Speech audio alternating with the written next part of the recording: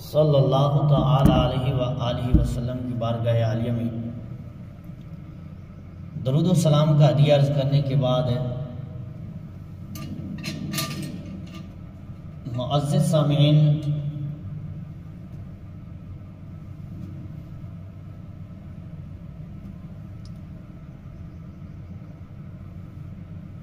بزرگوں اور دوستوں،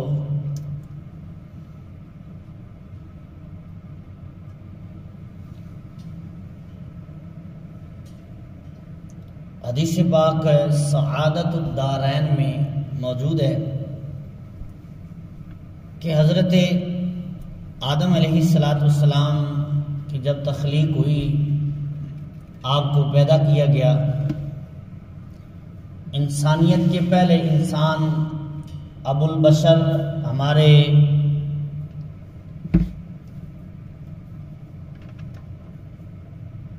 جو تمام انسانوں کے باپ ہیں، آپ کو جب اللہ تعالیٰ نے اپنی شان سے دست قدرت سے تخلیق فرمایا اور پھر حضرت حوا سلام اللہ علیہا آپ کی پسلی سے ان کو جو پیدا کیا گیا، تو اللہ تبارک و تعالیٰ نے حضرت آدم علیہ السلام میں وہ انسانیت کا جو مادہ جس کو شہوت کہتے ہیں وہ پیدا فرمایا، اور آپ نے قرب چاہا، یعنی حضرت آدم علیہ السلام حضرت اماں حوا علیہ السلام کے قریب ہونا چاہا، تو اللہ تعالیٰ نے فرمایا کہ اس سے تیرا نکاح کر دیا جائے گا، لیکن پہلے اس کا حق مہر ادا کیا جائے۔ تو حضرت آدم علیہ السلام نے عرض کی کہ مولا میں اب اس کا حق مہر کیا ادا کروں؟ تو اللہ تعالیٰ نے فرمایا کہ میرے حبیب پر 10 بار درود پاک پڑھ دے،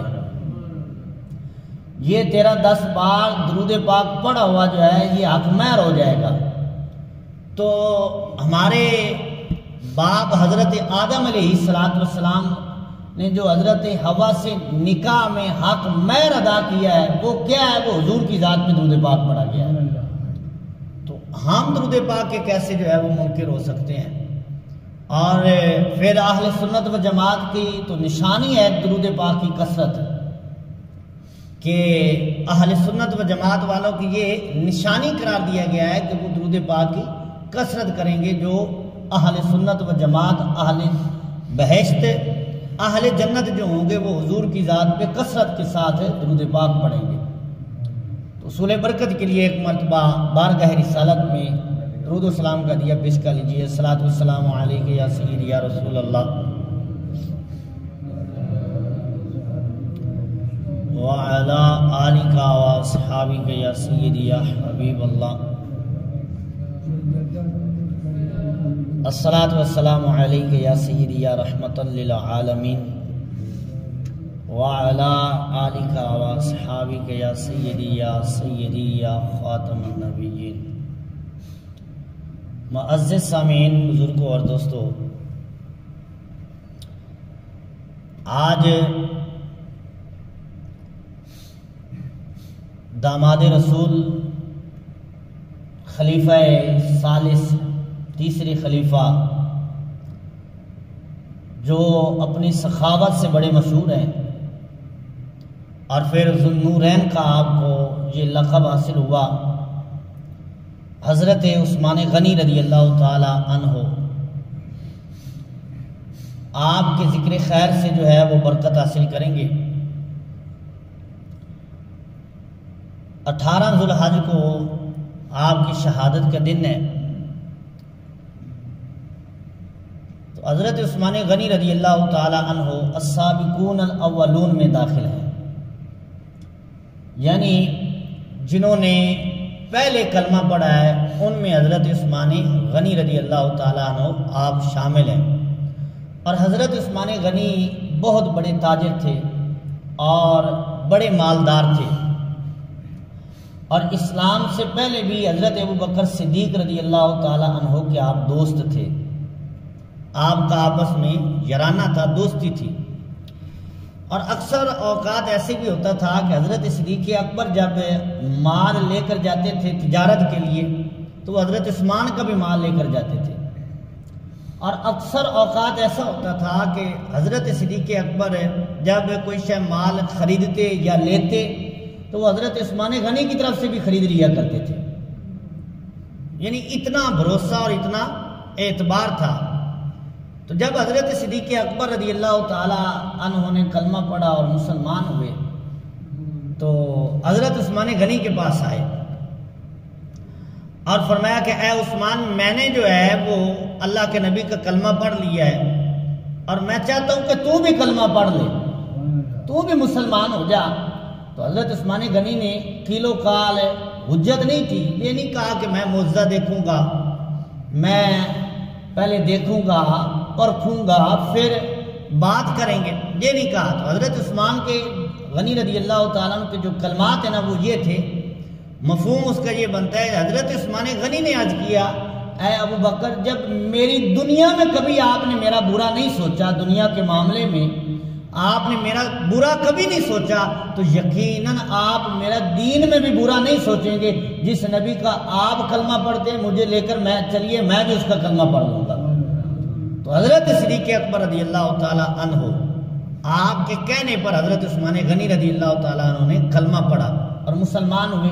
چوتھے مسلمان یا پانچویں مسلمان جو ہیں وہ حضرت عثمان غنی رضی اللہ تعالیٰ عنہ آپ ہیں، اور اس طرح السابقون الاولون میں آپ داخل ہیں، یعنی جنہوں نے پہلے کلمہ پڑھا، پہلے حضور علیہ السلام کے غلام ہوئے، ان کی زیادہ شان ہے کہ جنہوں نے بعد میں کلمہ پڑھا ہے۔ یعنی شروع میں جو ہے وہ بڑی سختیاں تھیں، شروع میں مسلمانوں کو بڑا ستایا جاتا تھا، شروع اسلام میں مسلمانوں کو بڑے دکھ پہنچائے جاتے تھے، شعب ابی طالب کا زمانہ اور پھر طائف کا سفر اور پھر حضرت بلال کی حالت، حضرت عمار بن یاسر پر ظلم، یہ سارے معاملات جو ہیں یہ شروع کے تھے، اور شروع اسلام میں جو ہے یہ مسلمانوں کے ساتھ اس طرح سلوک کیا جاتا تھا۔ تو قرآن نے کہا ہے کہ جس نے فتح مکہ سے پہلے کلمہ پڑھا ہے نا اور پھر جس نے فتح مکہ کے بعد کلمہ پڑھا ہے وہ آپس میں برابر نہیں ہے۔ کیوں؟ کہ انہوں نے اس دور میں کلمہ پڑھا ہے جب مسلمانوں پر سختی کا دور تھا، جب آزمائش کا دور تھا، جب مسلمانوں پر ظلم کیا جاتا تھا، تو انہوں نے ظلم کو، سختی کو نہیں دیکھا، حضور کو دیکھ کر مسلمان ہو گئے، کلمہ پڑھ لیا، حضور کے غلام بن گئے۔ تو پھر ان کا مقام جو ہے ان سے بلند ہے جنہوں نے فتح مکہ کے بعد کلمہ پڑھا۔ کیوں؟ کہ اس وقت تو آسائش ہے، اس وقت تو آرام ہے، اس وقت کوئی تکلیف دینے والا نہیں، اس وقت حضرت بلال کو کوئی مارنے والا نہیں ہے، اس وقت جو ہے حضرت موسیٰ بن عمیر جو ہے ان کو کوئی تانا دینے والا نہیں ہے، تنگ کرنے والا نہیں ہے، برا بلا نہیں کہنے والا۔ کیوں؟ کہ اس وقت جو ہے وہ اسلام کے غلبے کا دور آ گیا ہے، اب آسانیاں ہیں، اب آرام ہے، اب مال ہے، اب دولت ہے، سب کچھ ہے۔ تو اب جس نے کلمہ پڑھا ہے نا وہ اس کے برابر نہیں ہو سکتا جس نے پہلے کلمہ پڑھا ہے۔ تو حضرت عثمان غنی رضی اللہ تعالی عنہ ان میں شامل ہیں جنہوں نے پہلے کلمہ پڑھا ہے، السابقون الاولون، جن کو قرآن نے بیان کیا ہے۔ اور پھر حضرت عثمان غنی رضی اللہ تعالی عنہ کو کئی رتبے حاصل ہیں، آپ عشرہ مبشرہ میں داخل ہیں۔ عشرہ مبشرہ وہ 10 صحابہ کرام جن کو حضور علیہ السلام نے ایک مجلس میں ایک ہی دفعہ جو ہے وہ جنت کا ٹکٹ عطا فرمایا ہے۔ ان 10 میں بھی حضرت عثمان غنی رضی اللہ تعالیٰ عنہ تیسرے نمبر پر آپ شامل ہیں۔ اور پھر وہ 4 خلفاء جن کی باقی سارے صحابہ کرام سے زیادہ شان ہے، جن کے بارے میں حضور علیہ السلام نے ارشاد فرمایا کہ ان اللہ اختارنی واختار علی اصحابی واختار اصحابی منہم 4 او کما قال۔ حضور علیہ السلام نے ارشاد فرمایا کہ اللہ تعالیٰ نے ساری کائنات میں سے مجھے چن لیا، اور پھر فرمایا میرے لیے اللہ تعالیٰ نے میرے صحابہ کرام کو چن لیا۔ تو یہ صحابہ کرام کی جو ہستیاں ہیں یہ حضور کا چناؤ نہیں ہے۔ اچھا، سرکار کا بھی اگر چناؤ ہوتا، اگر حضور علیہ السلام چن کر کسی کو اپنا غلام بنا لیتے تو اعتراض پھر بھی کوئی نہیں تھا، لیکن سرکار فرماتے کہ یہ میرا چناؤ نہیں، یہ اللہ تعالیٰ کا چناؤ ہے۔ فرمایا ان کو اللہ تعالیٰ نے چن کر میرا غلام بنایا ہے۔ تو جو چنے ہوئے لوگ ہیں اور چناؤ بھی پھر اللہ تعالیٰ کا ہے۔ اور ایک حدیث کے اس طرح مفہوم ہے کہ حضور علیہ السلام نے ارشاد فرمایا کہ اللہ تعالیٰ نے عالم ارواح میں لوگوں کے دلوں پر نظر ڈالی، نظر رحمت فرمائی، اور فرمایا جس کے پاکیزہ دل تھے اللہ تعالیٰ نے ان کو چن کر میرا غلام بنا دیا ہے۔ تو یہ تو چنے ہوئے لوگ ہیں، اور پھر ان پر اگر کوئی زبان دراز کرے اور پھر ان پر جو ہے وہ کوئی تان تشنیع کرے یا ان کو برا بھلا کہے تو وہ اپنی آخرت کو سوچے۔ ان کو اللہ تعالیٰ نے چن کر جو ہے وہ حضور علیہ السلام کا غلام بنایا ہے، ان میں کوئی کمی نقص نہیں ہے۔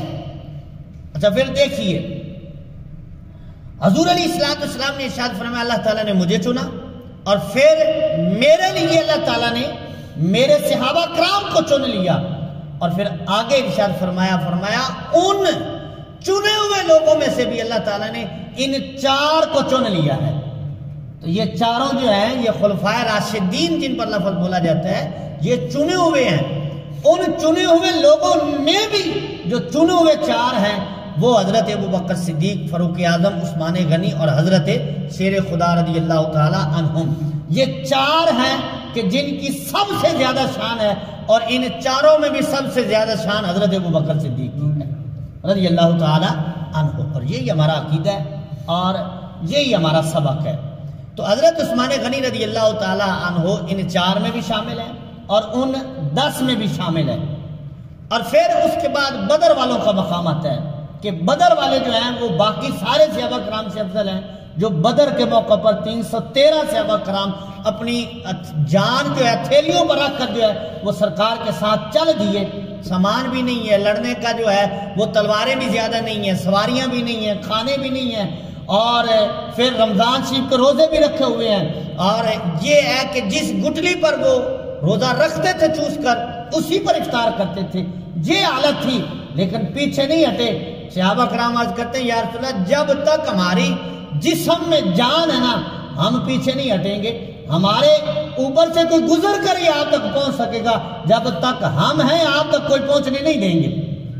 تو یہ جان نثاریت وہ افضل ہے باقی صحابہ کرام میں جو 313 ہیں۔ کون سے 313؟ جو بدر کے موقع پر حضور علیہ السلام کے ساتھ شامل ہوئے، تو ان 313 میں بھی حضرت عثمان غنی کا نام موجود ہے۔ اب آپ کہیں گے وہ کیسے؟ بظاہر حضرت عثمان غنی بدر کے موقع پر جو ہے وہ ساتھ شریک نہیں ہوئے۔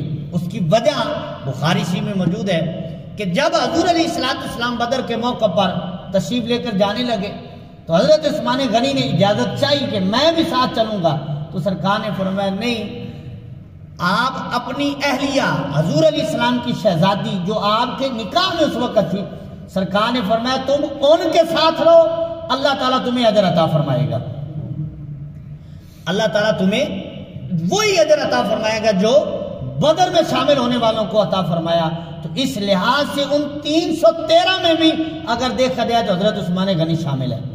اور حضرت عبداللہ ابن عمر رضی اللہ تعالی عنہما یہ فاروق اعظم کے صاحبزادے ہیں، بڑے صاحبزادے حضرت عبداللہ بن عمر، اور یہ صحابی بھی ہیں اور بڑے فقیہ صحابی ہیں، ذہین ترین صحابی ہیں، عالم اور فقیہ صحابی ہیں حضرت عبداللہ ابن عمر رضی اللہ تعالی عنہما۔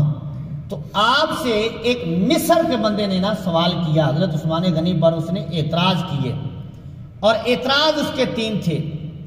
کہنے لگا کہ دیکھو حضرت عثمان غنی جو ہیں وہ بدر کے موقع پر ساتھ شامل نہیں ہوئے، اور دوسرا صلح حدیبیہ جب ہو رہا تھا تو اس وقت بھی حضرت عثمان غنی جو ہیں وہ ساتھ شامل نہیں تھے، اور تیسرا احد کے موقع پر جب صحابہ کرام نے وہ جگہ چھوڑی اور کچھ صحابہ کرام پیچھے ہٹ گئے تو ان میں بھی حضرت عثمان غنی شامل تھے۔ تو یہ 3 اعتراض اس نے حضرت عثمان غنی رضی اللہ تعالی عنہ پر کیے۔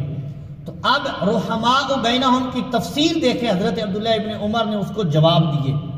فرمایا پہلا تیرا اعتراض ہے کہ وہ بدر میں نہیں شامل ہوئے، تو فرمایا وہ اس لیے شامل نہیں ہوئے کیونکہ حضور نے خود ان کو یہ حکم دیا تھا کہ مدینہ میں رہو اور اپنی اہلیہ یعنی میری بیٹی کا خیال کرو، اللہ تعالیٰ تمہیں وہی اجر عطا فرمائے گا جو بدر میں شامل ہونے والوں کو عطا کیا جائے گا۔ اور پھر جب بدر کی مال غنیمت تقسیم ہوا تو اس میں بھی حضرت عثمان غنی کو مال دیا گیا، آپ کو غنیمت کا حصہ دیا گیا، کیوں کہ آپ کو اجر بھی ملا اور مال بھی دیا گیا۔ اور پھر اگر اسی بات کو اعتراض، اسی بات کو مد نظر رکھیں کہ حضرت عثمان غنی بدر کے موقع پر نہیں گئے، تو پھر حضرت علی پر کیا اعتراض ہوگا کہ تبوک کے موقع پر تو آپ بھی نہیں گئے ساتھ۔ تبوک کے موقع پر حضور علیہ السلام نے حضرت علی رضی اللہ تعالیٰ عنہ کو مدینہ شریف میں چھوڑ کر تشریف لے کر فرمایا کہ تم مدینہ شریف کے بچے اور بچیاں جو ہیں اور جو عورتیں ہیں ان کا خیال رکھو۔ تو حضرت علی بھی تو تبوک کے موقع پر نہیں گئے، تو پھر جواب کیا ہوگا؟ جواب تو یہی ہوگا کہ حضرت علی کو حضور نے خود مدینہ شریف میں چھوڑا ہے، تو حضرت عثمان غنی بھی اپنی مرضی سے مدینہ میں نہیں رہے، سرکار نے حکم دیا ہے، سرکار کے حکم سے حضرت عثمان غنی مدینہ شریف میں ٹھہرے ہیں اور غنیمت کا حصہ بھی حضرت عثمان غنی کو دیا گیا۔ حضرت عبداللہ ابن عمر رضی اللہ تعالی عنہ اس مصری کو جواب دیتے ہیں، فرمایا کہ حضرت عثمان غنی کو حضور نے حکم دیا تھا جس وجہ سے آپ اپنے گھر اور اپنی اہلیہ کا جو ہے وہ ان کا خیال رکھنے کے لیے حضور کے حکم کے سے گھر ٹھہرے۔ اور فرمایا دوسرا تیرا اعتراض ہے صلح حدیبیہ کے موقع پر حضرت عثمان شامل نہیں تھے، تو فرمایا وہ جو بیعت رضوان لی گئی صلح حدیبیہ کے موقع پر جس کو قرآن نے بیان کیا لقد رضی اللہ عن المؤمنین اذ یبایعونک تحت الشجرہ، کہ اللہ تعالیٰ ان سے راضی ہے جو اس درخت کے نیچے بیٹھ کر حضور کے ہاتھ پر بیعت کر رہے تھے۔ تو فرمایا وہ جو بیعت لی گئی وہ کس کے لیے لی گئی؟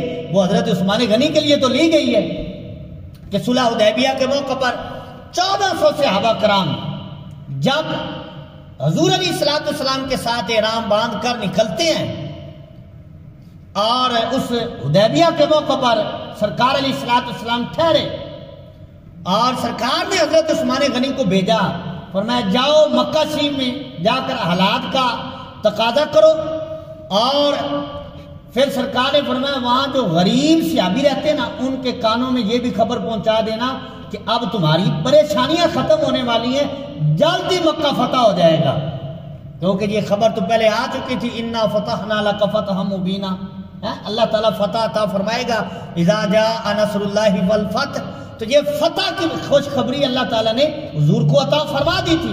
تو حضرت عثمان کو سرکار نے بھیجا، فرمایا کہ جاؤ مکہ شریف کی خبر لو اور ان کو بتاؤ کہ ہم لڑنے کے لیے نہیں آئے، ہم صرف اور صرف حج اور عمرہ کرنے کے لیے آئے ہیں۔ فرمایا ہم ہیں لڑنے کے لیے نہیں آئے، ان کو بتاؤ کہ ہم نے صرف عمرہ کرنا ہے، ہمارا لڑائی کا کوئی ارادہ نہیں ہے، تو لہذا ہمیں جو ہے وہ عمرہ کرنے دیا جائے۔ تو اب حضرت عثمان کو ادھر بھیجا گیا اور ادھر جو ہے وہ افواہ پھیلی کہ حضرت عثمان رضی اللہ تعالی عنہ آپ کو شہید کر دیا گیا ہے۔ تو جب حضور علیہ السلام کو یہ خبر پہنچی تو حضور علیہ السلام نے اپنا ہاتھ آگے کیا اور صحابہ کرام سے فرمایا کہ میرے ہاتھ پر بیعت کرو، اگر عثمان کو شہید کر دیا گیا ہے تو ہم کافروں سے حضرت عثمان کا بدلہ لے کر واپس جائیں گے۔ تو یہ بیعت کس کی وجہ سے تھی؟ حضرت عثمان غنی رضی اللہ تعالی عنہ کی وجہ سے بیعت تھی۔ فرمایا ان کی وجہ سے تو بیعت لی گئی ہے، پھر وہ کیسے نہ شامل ہوئے؟ فرمایا اللہ ان سے بھی راضی جو بیعت کر رہے تھے اور جن کی وجہ سے بیعت ہو رہی تھی، اللہ ان سے بھی راضی ہے، یعنی حضرت عثمان غنی سے بھی راضی ہے۔ اور یہ آیت کریمہ دیکھی جائے تو یہ حضرت عثمان غنی کی شان اور فضیلت میں نازل ہوئی ہے کہ اللہ ان سے راضی ہے کیونکہ ان سے بیعت لی گئی، ان کے بارے میں بیعت لی گئی۔ اور پھر حضرت عثمان کو ہی مکہ شریف میں کیوں بھیجا گیا؟ دیگر صدیق اکبر، حضرت فاروق اعظم، حضرت شیر خدا اور دیگر صحابہ کرام علیہ رضوان بھی تو حضور کے ساتھ تھے، صرف حضرت عثمان غنی کو کیوں چنا گیا؟ وہ اس لیے کہ مکہ میں بہت سارے لوگ ایسے تھے جن پر حضرت عثمان غنی کا احسان تھا اور آپ کے رشتہ دار تھے اور پتہ تھا کہ آپ کو کوئی نقصان نہیں پہنچائے گا، اور دیگر صحابہ کرام میں سے کسی کو بھیجا جاتا تو ہو سکتا تھا ان کو جو نقصان پہنچایا جاتا، ظلم کیا جاتا، تو اس لحاظ سے حضرت عثمان کو وہاں مکہ شریف میں بھیجا گیا۔ اور پھر یہاں بات یہ بھی ہوئی، حضرت عثمان کی محبت کی بات بھی دیکھیں ذرا، جب حضرت عثمان مکہ شریف آئے تو کافروں نے کہا اے عثمان یہ کعبہ سامنے ہے، تو طواف کر لے، تجھے اجازت ہے طواف کرنے کی، آپ طواف کر سکتے ہیں، لیکن اس سال جو ہے نا وہ آپ کے نبی کو جو ہے وہ طواف نہیں کرنے دیں گے، باقی نہیں طواف کر سکتے۔ اے عثمان تو آ گیا لہذا آپ اس کا طواف کر سکتے ہیں۔ تو حضرت عثمان کی محبت کا انداز دیکھیں، حضرت عثمان غنی رضی اللہ تعالیٰ عنہ کافروں سے خطاب کر کے فرماتے ہیں کہ میں کعبے کا اس وقت تک طواف نہیں کروں گا جب تک کہ میرے ساتھ میرے محبوب نہ ہوں گے۔ فرمایا میں طواف کروں گا لیکن اپنے محبوب کے ساتھ، اپنے آقا مولا کے ساتھ طواف کروں گا۔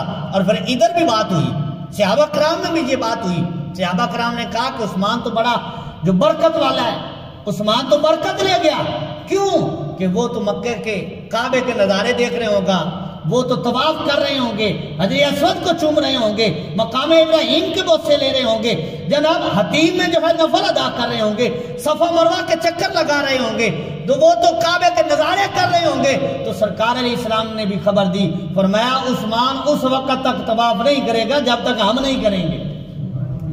یہ محبت کی مثال ہے، اور یہ سرکار علیہ السلام کا اپنے غلاموں سے جو بھروسہ اور اپنے غلاموں سے سرکار جو محبت کرتے ہیں اس کی مثال دیکھیں۔ سرکار فرماتے ہیں کہ عثمان اس وقت تک طواف نہیں کرے گا جب تک طواف ہم نہیں کر لیتے۔ اللہ اکبر، تو یہ محبت کی مثال ہے۔ تو حضرت عثمان غنی رضی اللہ تعالی عنہ کے لیے یہ بیعت لی گئی۔ اور پھر یہاں ایک اور مسئلہ یاد رکھیں، یہ جو درخت تھا جس کا ذکر قرآن میں ہے تحت الشجرہ، جس درخت کے نیچے بیٹھ کر حضور علیہ السلام نے غلاموں سے بیعت لی، اور بیعت کا انداز یہ تھا کہ سرکار نے فرمایا کہ یہ میرا ہاتھ ہے اور یہ عثمان کا ہاتھ ہے۔ سرکار نے فرمایا یہ میرا ہاتھ ہے اور یہ عثمان کا ہاتھ ہے۔ اور کنز العمال کی حدیث پاک ہے، حضرت عثمان غنی فرمایا کرتے تھے کہ جب سے حضور نے فرمایا ہے کہ یہ میرا ہاتھ ہے، اس کے بعد جو ہے میں نے یہ ہاتھ کسی گندی شے کو لگایا ہی نہیں ہے۔ یہ ادب کی مثال تھی۔ تو سرکار علیہ السلام نے بیعت لی، اور بیعت کرتے ہوئے فرمایا یہ میری طرف سے بیعت، اور دوسرا ہاتھ رکھ کر سرکار نے فرمایا یہ عثمان کی طرف سے بیعت۔ جو لوگ کہتے ہیں کہ حضور کو تو علم نہیں تھا، اگر علم ہوتا تو پھر سرکار بیعت کیوں لیتے؟ تو جب کوئی فوت ہی ہو گیا تو اس کی طرف سے بیعت کیسے کی جائے گی؟ تو سرکار علیہ السلام نے فرمایا یہ عثمان کی طرف سے بیعت ہے، یعنی حضور کو پتا تھا کہ عثمان شہید نہیں ہوئے، وہ زندہ ہیں، تو سرکار ان کی طرف سے بیعت کر رہے ہیں۔ اچھا، اب بیعت کا انداز دیکھیں، سرکار ببول کا وہ درخت تھا، اس کے نیچے تشریف فرما ہوئے، صحابہ کرام سے بیعت لی، اس درخت کا ذکر قرآن میں موجود ہے۔ فرمایا اِذْ يُبَايِعُونَكَ تَحْتَ الشَّجَرَةِ، فرمایا اللہ تعالیٰ ان مسلمانوں سے راضی ہو گیا جو اس درخت کے نیچے بیٹھ کر آپ کے ہاتھ پر جو زندگی کی بیعت کر رہے تھے، فرمایا اللہ ان سب سے راضی ہو گیا ہے۔ جب اللہ فرما رہا ہے کہ میں راضی ہو گیا ہوں، اب بندہ کیا میں راضی نہیں ہوں تو اس کی رضا کی کیا بات اوقات ہے؟ جب رب فرماتا میں ان سے راضی ہوں، اب یہ کہ میں راضی نہیں ہوں تو یہ پھر اپنا جو ہے آخرت کا سوچے، اپنا سوچے اس کا کیا بنے گا۔ جن سے رب بھی راضی ہے، رب کا محبوب بھی راضی ہے، تو اس پر حضور کی ساری امت بھی راضی ہے۔ اچھا، سرکار علیہ السلام نے بیعت لی، اس درخت کا ذکر قرآن میں ہے۔ بعد میں حضرت فاروق اعظم رضی اللہ تعالیٰ عنہ نے وہاں سے ایک درخت جو ہے اس کو کٹوایا۔ اب یہاں اعتراض ہوا کہ حضرت فاروق اعظم تو تبرکات کے خلاف تھے، انہوں نے وہ درخت کیوں کٹوایا؟ محدثین کو پڑھیے، مفسرین کو پڑھیے، علامہ سیوطی رحمۃ اللہ علیہ نے یہ لکھا اور وضاحت کی ہے، اور تفسیر جلالین میں اس بات کی وضاحت ہے۔ فرماتے ہیں کہ وہ جو درخت تھا نا، اس کی لوگ جو ہے وہ برکت کے لیے جاتے، وہاں جا کر نفل پڑھتے، برکت لیتے وہاں سے، تو حضرت فاروق اعظم نے وہ درخت کٹوا دیا۔ اس کی وجہ یہ تھی کہ جس درخت کے نیچے حضور نے بیعت لی تھی وہ درخت غائب کر دیا گیا تھا، کیونکہ حضرت فاروق اعظم تو اس وقت موجود تھے بیعت کرنے میں، اور بعد میں جو لوگ جا رہے تھے وہ وہاں موجود نہیں تھے۔ حضرت فاروق اعظم کو پتا تھا کون سا درخت ہے، لیکن جب حضرت فاروق اعظم نے دیکھا کہ یہ وہ درخت نہیں ہے جس کے نیچے حضور بیٹھے تھے، جس کے نیچے بیٹھ کر بیعت کی تھی، یہ وہ درخت نہیں ہے، وہ غائب کر دیا گیا، تو وہ اور کسی درخت کو جو ہے وہ برکت والا سمجھ رہے تھے اور وہاں سے برکت جو ہے وہ لینا چاہتے تھے۔ تو حضرت فاروق اعظم نے وہ درخت نہیں کٹوایا جس کے نیچے حضور بیٹھے تھے، آپ نے اور درخت کٹوایا۔ اس کی وجہ یہ تھی کہ لوگ غلط طرف جا رہے تھے، وہ اور درخت تھا جس کے نیچے سرکار نہیں بیٹھے تھے اور لوگ اس کو برکت والا سمجھ رہے تھے۔ تو حضرت فاروق اعظم نے وہ درخت کٹوایا تھا، کیونکہ وہ درخت تو ویسے ہی غائب کر دیا گیا جس کا قرآن میں ذکر موجود ہے۔ تو اس لحاظ سے حضرت فاروق اعظم برکت لینے کے خلاف نہیں ہے، لیکن غلط طریقے کے خلاف ہے۔ یہ مسئلہ یاد رکھنا ہے، آپ نے وہ درخت نہیں کٹوایا۔ اور پھر اگر یہی بات ہوتی تو حضرت فاروق اعظم نے حضور سے عرض نہیں کیا کہ یا رسول اللہ یہ جو مقام ابراہیم ہے یہاں ہم نماز نہ پڑھ لیں؟ یہ مقام ابراہیم کون سا پتھر ہے؟ میں پچھلے جمعے میں عرض کر چکا، وہ پتھر جس کے اوپر حضرت ابراہیم علیہ السلام کھڑے ہو کر کعبے کو تعمیر کرتے رہے ہیں، وہ کعبے کے صحن میں اس کو جو نصب کر دیا گیا۔ اور حضرت فاروق اعظم کہتے ہیں یا رسول اللہ ہم اس پتھر سے برکت نہ لے لیں، یہاں نفل ادا نہ کر لیں؟ تو حضرت فاروق اعظم نے مشورہ دیا، اللہ نے قرآن میں آیت نازل فرما دی۔ تو یہ برکت کا عقیدہ ہے، تبرکات سے برکت حاصل ہو سکتی ہے۔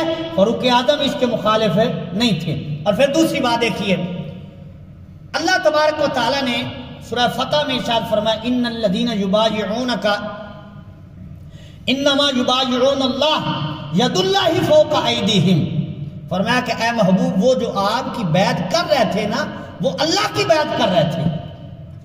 کیوں؟ ید اللہ فوق ایدیہم، کہ ان کے ہاتھ کے اوپر جو ہاتھ ہے وہ اللہ کا ہاتھ ہے۔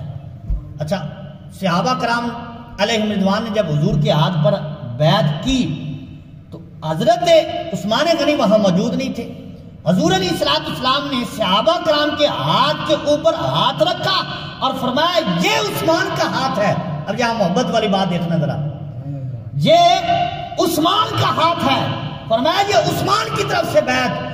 جب صحابہ کرام کے ہاتھ کے اوپر سرکار نے ہاتھ رکھا، رب نے فرمایا ید اللہ فوق ایدیہم، ان کے ہاتھ کے اوپر جو ہے وہ رب کے دست قدرت ہے، اور سرکار فرماتے ہیں یہ عثمان کا ہاتھ ہے۔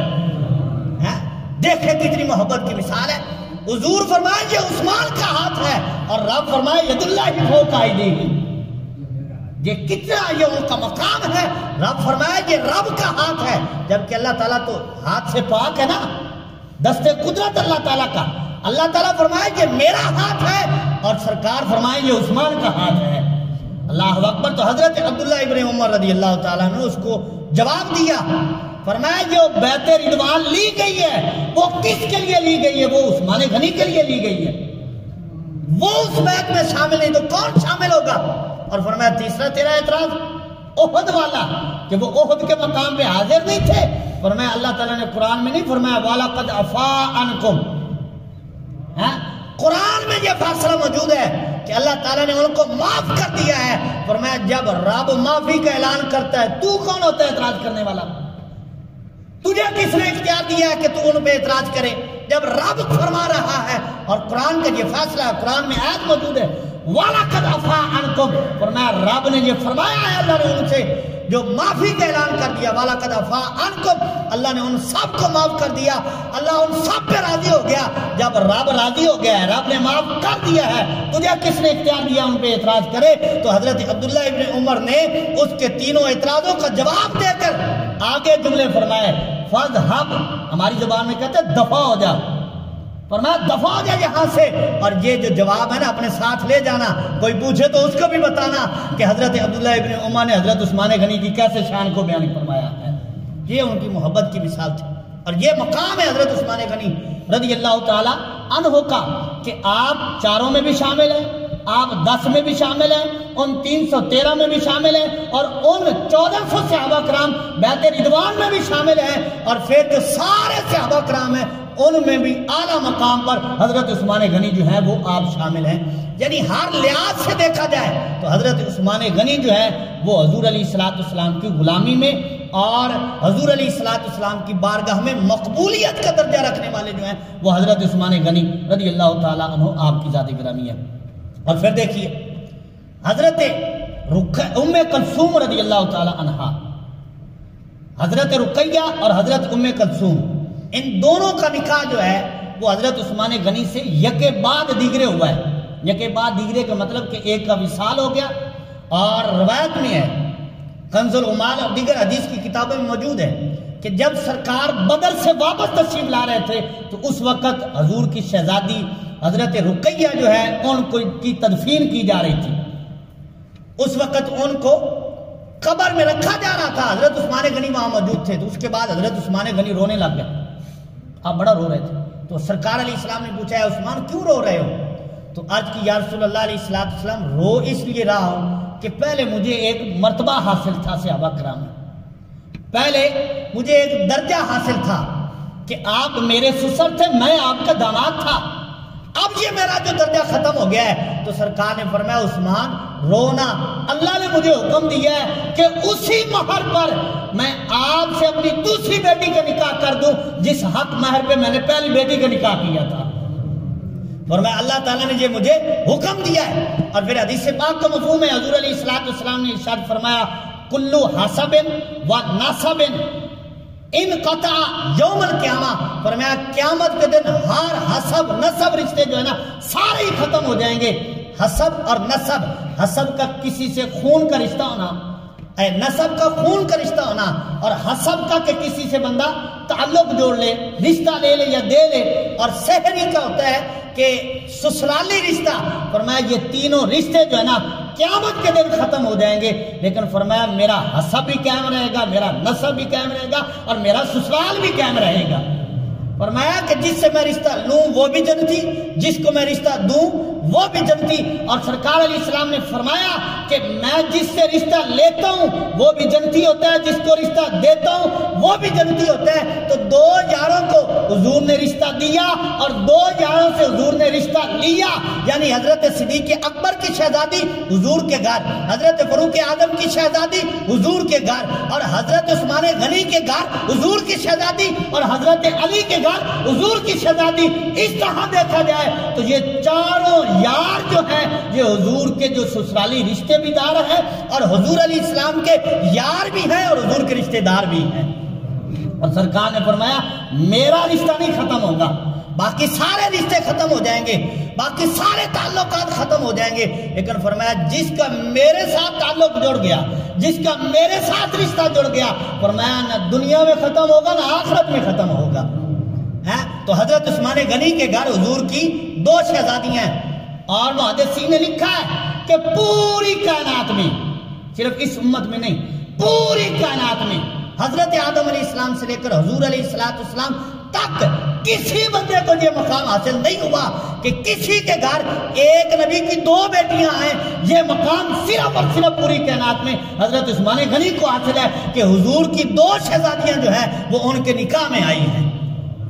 یہ مقام ہے حضرت عثمان غنی رضی اللہ تعالی عنہ کا۔ المعجم الاوسط کی ایک حدیث پاک ہے، حضرت ام کلثوم رضی اللہ تعالی عنہا نے ایک دن اپنے پیارے ابا جان محبوب کریم علیہ السلام آقا مولا کریم علیہ السلام کی بارگاہ میں عرض کیا۔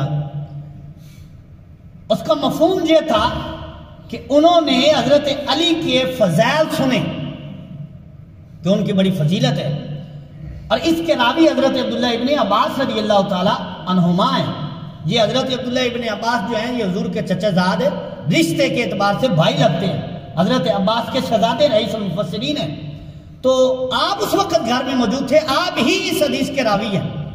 آپ کہتے ہیں کہ حضرت ام کلثوم رضی اللہ تعالی عنہا حضور کی بارگاہ میں حاضر ہوئی اور آ کر عرض کیا یا رسول اللہ علیہ السلام زوج فاطمہ کا خیر من زوجی، مطلب یہ تھا کہ حضرت سیدہ خاتون جنت، کیونکہ وہ ان کی چھوٹی بہن تھی، فرمایا کہ عرض کی یا رسول اللہ میرے خامد سے حضرت سیدہ خاتون جنت کا خامد، مطلب ان کا تھا کہ حضرت عثمان سے حضرت علی افضل ہیں، کہ ان کی بڑی شان بیان کی گئی ہے، ان کی بڑی شان سنی ہے، مطلب ان کا یہ تھا کہ میرے خامد کی بھی کوئی شان بیان فرمائیے۔ کون تھی؟ حضرت ام کلثوم رضی اللہ تعالی عنہا، حضور کی شہزادی، حضرت سیدہ خاتون جنت سے بڑی ہیں، اور سیدہ خاتون جنت حضور کی چاروں شہزادیوں سے سب سے عمر کے لحاظ سے چھوٹی ہیں، اور سرکار سب سے زیادہ پیار ان سے فرمایا کرتے تھے، اور حضور کی ایک بیٹی نہیں، حضور کی 4 شہزادیاں ہیں۔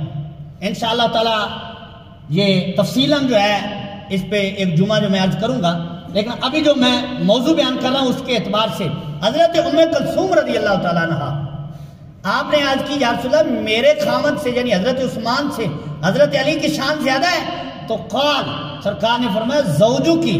اب سنیے حضرت عثمان کی شان حضور نے کیا بیان فرمائی، جن کی شان حضور بیان فرمائے یار، ہم کون ہوتے ہیں چپ رہنے والے، ہم کون ہوتے ہیں ان پہ اعتراض کرنے والے؟ حضور علیہ السلام نے فرمایا بیٹی پریشان ہونے کی ضرورت نہیں ہے، ان کی شان اپنی جگہ، تیرے خامد کی شان اپنی جگہ ہے۔ اور پھر دوسری بات یہ ہے، یہ طریقہ دیکھیں، ایک کی شان بیان کرتے ہوئے دوسرے کی شان گھٹانی نہیں ہے، یہ نہیں کہ حضرت عثمان کی شان بیان کریں تو حضرت علی کی شان گھٹا دیں، نہ ان کی اپنی شان ہے، ان کی اپنی شان ہے۔ تو سرکار علیہ السلام نے شان بیان کی، فرمایا زوجو کی، تیرا جو خامد ہے نا، تحب اللہ و رسولہ، تیرا خامد اللہ کا بھی محبوب ہے، اللہ کے رسول کا بھی محبوب ہے، تیرا خامد اللہ سے بھی پیار کرتا ہے، یعنی حضرت عثمان کی طرف اشارہ تھا، فرمایا وہ اللہ سے بھی پیار کرتے ہیں، اللہ کے رسول سے بھی پیار کرتے ہیں، اور پھر آگے فرمایا وَيُحِبُّهُ اللَّهُ وَرَسُولُهُ، اللہ بھی ان سے پیار کرتا ہے، اللہ کا رسول بھی ان سے پیار کرتا ہے۔ اچھا، اور یہ خیبر کے موقع پر یہی چاروں شانیں جو ہیں حضرت علی کی بیان کی گئی، جو بخاری شریف میں حدیث پاک موجود ہے کہ حضور علیہ السلام نے فرمایا کل جھنڈا اس کے ہاتھ میں دوں گا جو اللہ کا بھی محبوب ہے، اللہ کے رسول کا بھی محبوب ہے، اور وہ اللہ سے بھی پیار کرتا ہے، اللہ کے محبوب سے بھی پیار کرتا ہے۔ تو اس سے مراد حضرت علی تھے، اور آج یہی شانیں جو ہیں حضور علیہ السلام نے حضرت عثمان غنی کے لیے بیان کر دی، فرمایا وہ اللہ سے بھی پیار کرنے والے ہیں، اللہ کے رسول سے بھی پیار کرنے والے ہیں، اور اللہ بھی ان سے پیار کرتا ہے، اللہ کا رسول بھی ان سے پیار کرتے ہیں۔ تو یہ ان کی شان اور مقام ہے جس کو محبوب کریم علیہ السلام نے خود بیان فرمایا، اور کن کے کہنے پر بیان فرمایا؟ ان کی زوجہ کے کہنے پہ، اپنی شہزادی اپنی بیٹی کے کہنے پر بیان فرمایا۔ اور پھر آگے سرکار نے فرمایا یہ تو ہو گیا دنیا میں، وہ عزیزوں کی، فرمایا میں اس سے اور زیادہ کر دیتا ہوں، تیرے خامد کی جو شان ہے میں اور زیادہ بیان کر دیتا ہوں۔ فرمایا لو قد دخلت الجنہ، کل جب تو جنت میں داخل ہوگی تو پھر دیکھے گی اپنے خامد کا مقام کہ اللہ نے ان کو کیا بیان عطا فرمایا ہے۔ حضور علیہ السلام نے فرمایا لم ترى احدا من اصحابی یعلوہ فی منزلہ، فرمایا تم میرے کسی صحابی کو اتنے بلند مقام پر نہیں دیکھے گی جو اللہ تعالیٰ جنت میں میرے عثمان کو عطا فرمائے گا۔ فرمایا بلند مرتبہ جنت میں کس کا ہوگا؟ فرمایا وہ حضرت عثمان غنی رضی اللہ تعالیٰ عنہ کا ہوگا، جو اللہ تعالیٰ نے ان کے لیے جنت میں بلند مقام تیار کر رکھا ہے۔ اور حضرت علی رضی اللہ تعالیٰ عنہ ایک دن فرمانے لگے، لوگ مجھ سے پوچھتے ہیں حضرت عثمان کے بارے میں کہ ان کے بارے میں کیا رائے ہے، تو فرمایا ان کی اور میری مثال یہ ہے کہ قرآن میں وَنَزَعْنَا مَا فِي صُدُورِهِم مِّن غِلٍّ، فرمایا کہ قرآن میں اللہ تعالیٰ نے بیان فرمایا کہ اللہ تعالیٰ نے ان کے دل سے حسد، بغض، کینہ جیسی بیماریوں کو نکال دیا ہے، اور یہ اللہ تعالیٰ کی عطا سے جنت کے تخت پر جو ہیں بیٹھے ہوئے ہیں اور مسرور ہیں۔ فرمایا حضرت عثمان اور میری مثال یہ ہے کہ ہمارے دل میں ایک دوسرے کے بارے میں بغض نہیں ہے، ہم تو اس طرح ہیں کہ جیسے کوئی جنت میں اپنے اپنے تخت پر ایک دوسرے کے سامنے بیٹھا ہوا ہو، فرمایا ہم میں یہ بات نہیں ہے۔ اور پھر حضرت علی رضی اللہ تعالیٰ عنہ سے کسی نے سوال کیا، یہ ریاض النظرہ میں موجود ہے، سوال کیا حضرت عثمان کے بارے میں، عثمان کے بارے میں آپ کیا کہتے ہیں؟ فرمایا مجھ سے پوچھتے ہو عثمان کے بارے میں؟ اب بیان کرنے والے حضرت علی ہیں۔ حضرت علی رضی اللہ تعالیٰ عنہ آپ فرماتے ہیں کہ حضرت عثمان کی یہ شان ہے، فرمایا کہ ان کو جو فرشتے ہیں نا جنت میں، مالائے اعلیٰ میں جو فرشتے ہیں، آسمانوں پر جو اللہ تعالیٰ کے فرشتے مکرم فرشتے ہیں، فرمایا ان کا دنیا میں تو یہ لقب ہے ہی، فرمایا اللہ تعالیٰ کے فرشتے بھی ان کو ذو النورین کہتے ہیں۔ یہ کون بیان کر رہے ہیں؟ حضرت علی بیان کر رہے ہیں، اور فرمایا ان کا مقام یہ ہے کہ وہ حضور کے داماد ہیں، فرمایا جس طرح میں حضور کا داماد اسی طرح وہ بھی حضور کے داماد. اور پھر فرمایا اللہ تعالیٰ کے محبوب کریم علیہ السلام نے ان کو جنت میں ایک مکان کی ضمانت عطا فرمائی ہے. فرمایا یہ کن نے عطا فرمائی ہے؟ حضور نے عطا فرمائی ہے. اور بیان کرنے والے کون ہیں؟ حضرت علی رضی اللہ تعالیٰ عنہ بیان کر رہے ہیں. اور کس کی شان بیان کر رہے ہیں؟ حضرت عثمان غنی کی شان بیان کر رہے ہیں. یہ ان کی شان اور مقام ہے اور یہ مرتبہ ہے کہ حضرت علی بھی ان کی شان بیان کرتے ہیں اور کہتے ہیں کہ سرکار نے خود ان کو جنت میں مکان عطا فرمایا ہے. اور حضرت عثمان غنی نے تو حضور سے کئی بار جنت خریدی ہے. سرکار سے کئی بار حضور سے حضرت عثمان غنی نے جنت خریدی ہے.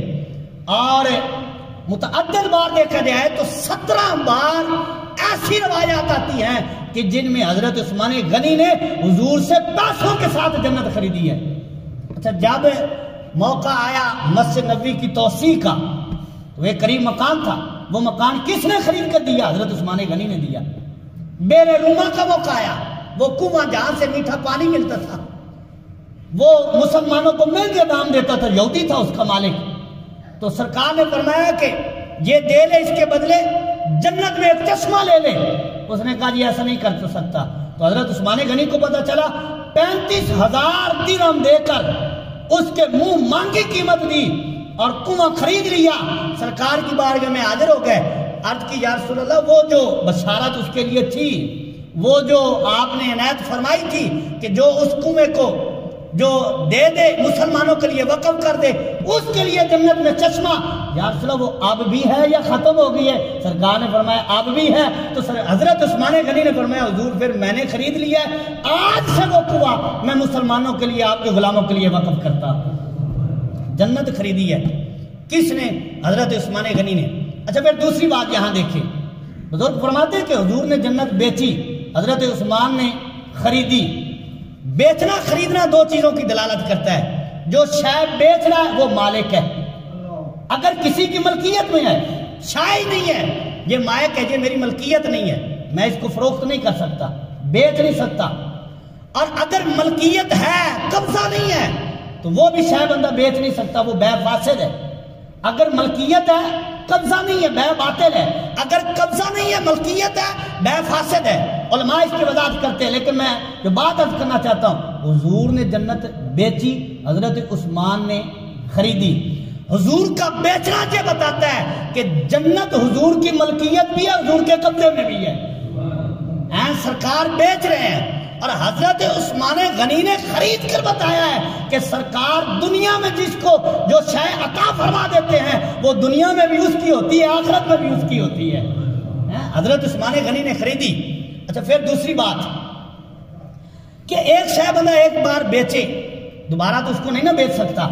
مثال کے طور پر یہ کتاب ہے، میں ایک بندے کو دیتا ہوں، اس نے مجھے پیسے دے دیے. اب سال بعد پھر میں کہوں کہ یار اس کتاب کے پیسے دے، وہ کہے گا میں نے پیسے پہلے نہیں دیے.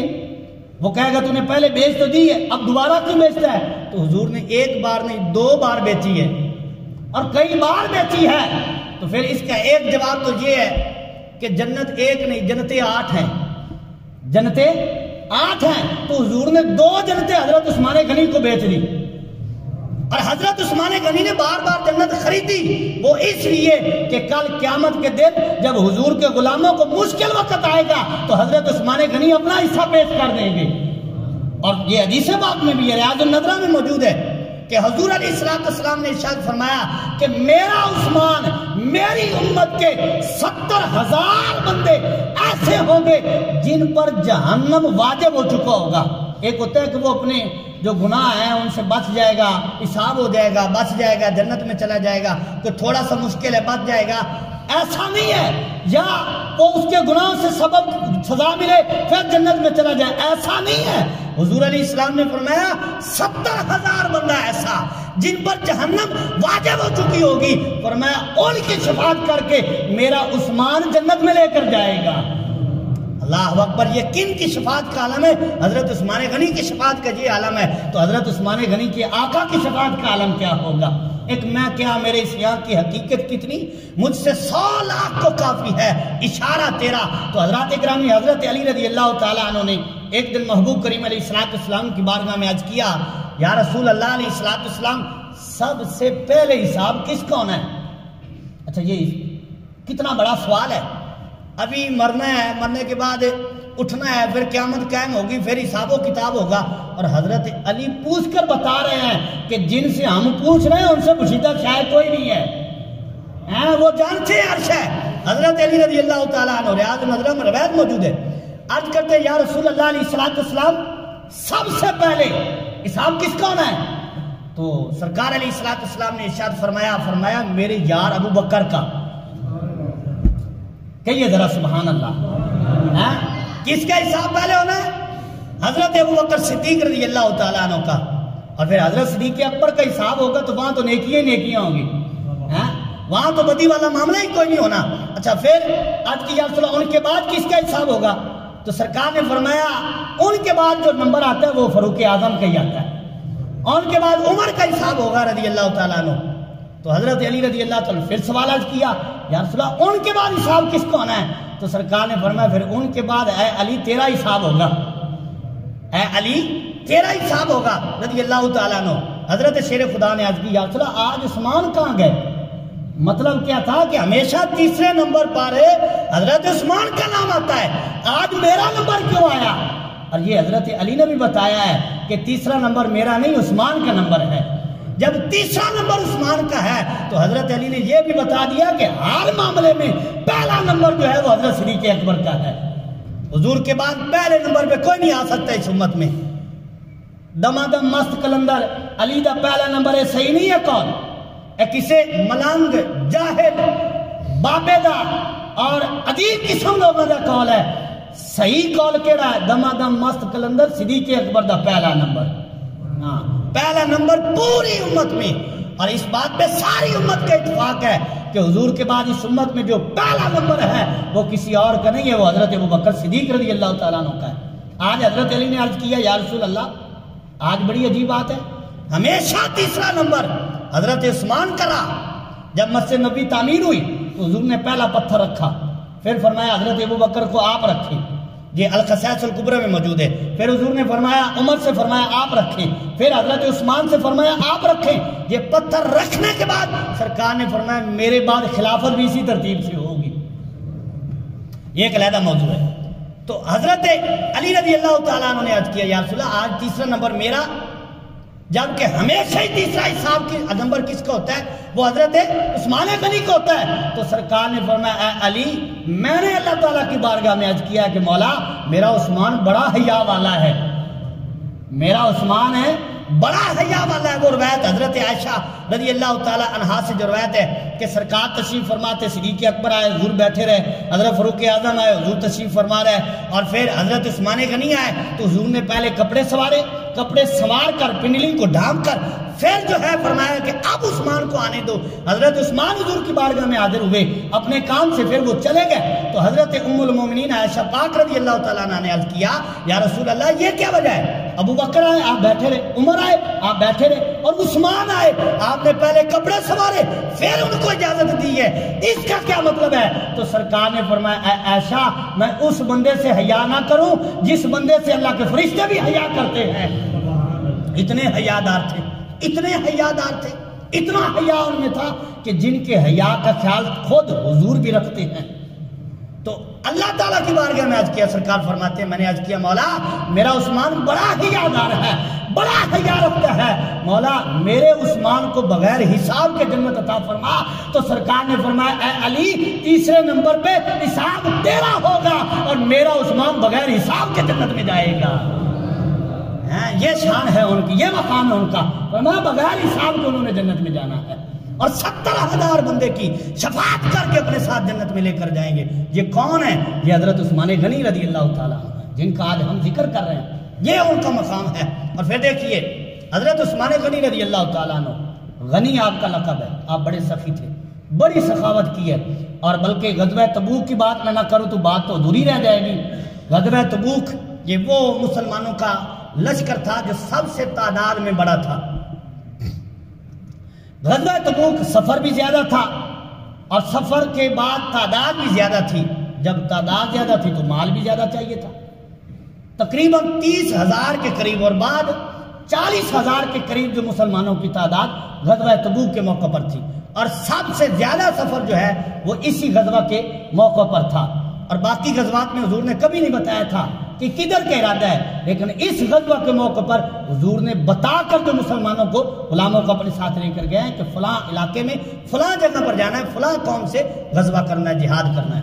تو جب غزوہ تبوک کا موقع آیا حضور نے بتایا اور مال خرچ کرنے کی سرکار نے ترغیب دی، تو حضرت فاروق اعظم آدھا مال لے کر آ گئے، حضرت صدیق اکبر تو پھر سارا ہی لے کے آ گئے، اور حضرت عثمان غنی نے رضی اللہ تعالیٰ عنہ نے غزوہ تبوک کے موقع پر جو حضور علیہ السلام کے کہنے پر مال پیش کیا، مختلف روایات ہیں 1000 اونٹ، اور بعد میں ہے کہ 950 اونٹ اور 50 گھوڑے، بیما سامان، بیما وہ سامان کہ جو ایک مجاہد کے لیے ضروری ہوتا ہے، کھانے کا سامان، جہاد کا سامان، تلوار، ڈھال وغیرہ سب کچھ 1000 اونٹ اس طرح تیار کر کے حضور کی خدمت میں پیش کر دیا، پورا 1000 اونٹ۔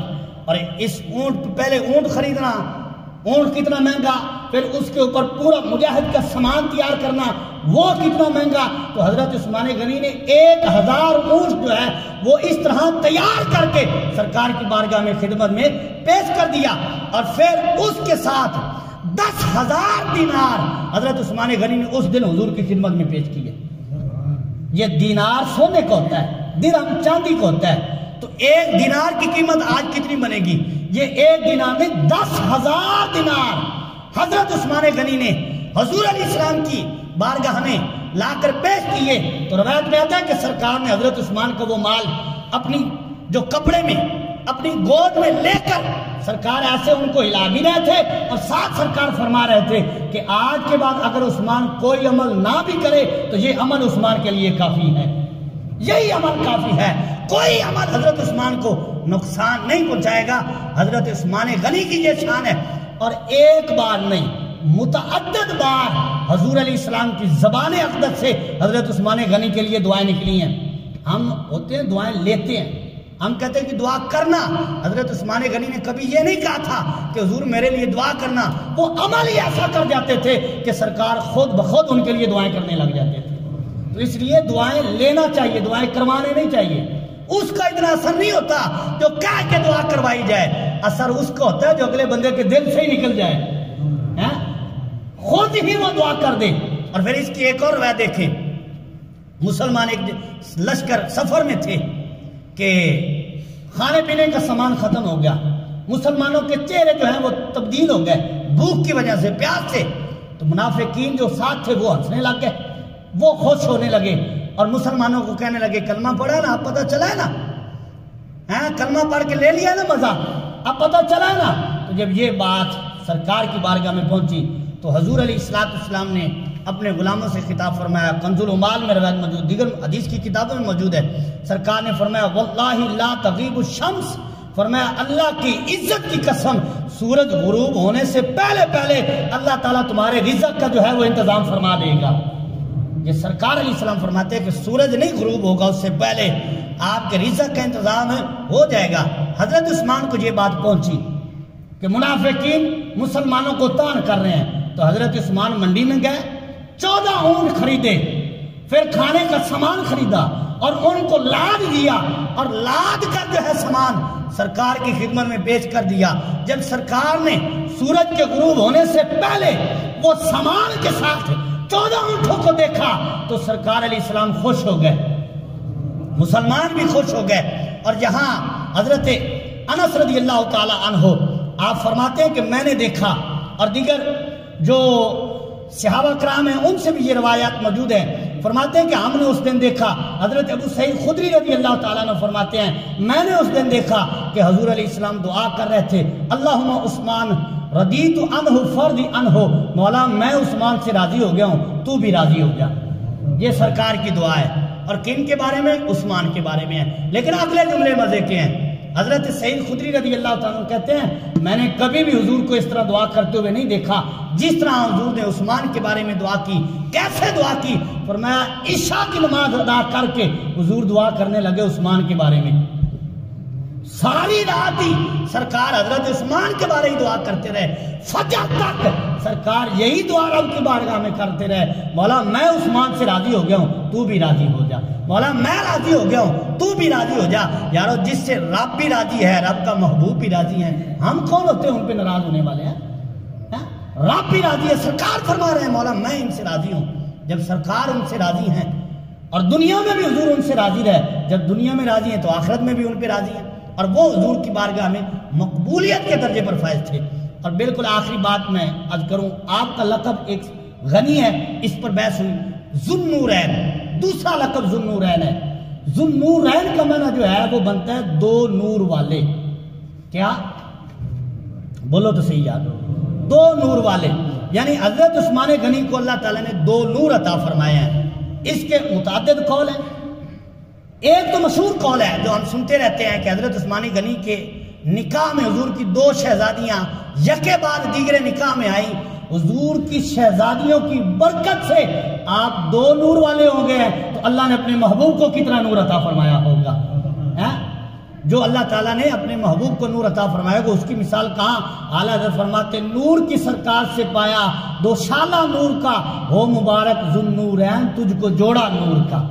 और दूसरा कौल, हजरत उस्मान गनी वितर में हमेशा ही एक कुरान पढ़ा करते थे, कहते ये भी दो नूर हो गए, एक रात का क़याम और दूसरा कुरान का नूर जो है, इसलिए भी आपको ज़ुन्नूरैन कहा जाता है। और तीसरा कौल, हजरत उस्मान गनी जो है आप हमेशा ही सखी रहे, सखावत ये एक नूर है, अल्लाह जिसको अता फरमा दे।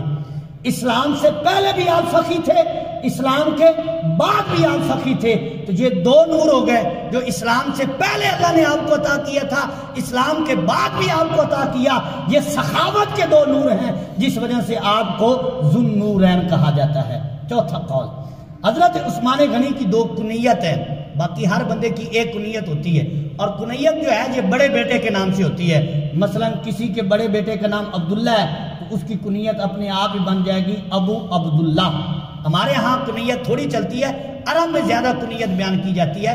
तो इस लिहाज से हजरत उस्मान गनी की दो कुनियत थी, एक अबू अमर और दूसरी अबू अब्दुल्ला, जिसकी वजह से आपको ज़ुन्नूरैन कहा जाता है। और पांचवा कौल, आप जब जन्नत में दाखिल होंगे तो अल्लाह ताला की तरफ से आपको दो चादरें नूर की अता की जाएंगी, दो नूर की चादरें अता की जाएंगी, जिस वजह से आपको दुनिया में ही लक़ब मिल गया ज़ुन्नूरैन, यानी आप दो नूर वाले हैं। इस लिहाज से आपको ये मकाम हासिल है दीगर सहाबा कराम में कि आपकी सखावत भी मशहूर है, और आप दो नूर वाले, अल्लाह की तरफ से हुजूर की अता से आपको दो नूर हासिल हुए। आप हुजूर के दामाद भी हैं, तीसरे खलीफा भी हैं, सिहाबी रसूल भी हैं, अहले बदर में भी शामिल, अशरा मुबशरा में भी शामिल, बैतुर रिदवान में भी शामिल। ये सारी फजीलतों को जमा किया जाए तो उनका नाम बनता है हजरत उस्मान गनी ज़ुन्नूरैन रज़ी अल्लाह ताला अन्हु। अल्लाह तबारक व तआला से दुआ है अल्लाह ताला हमें उनकी मोहब्बत और उनसे प्यार करने की तौफीक अता फरमाए, उनकी सीरत पे चलने की तौफीक अता फरमाए। व मा अलैया इल्लल बलाग, सुनते अदा फरमा सल्लल्लाहु अलैहि वसल्लम।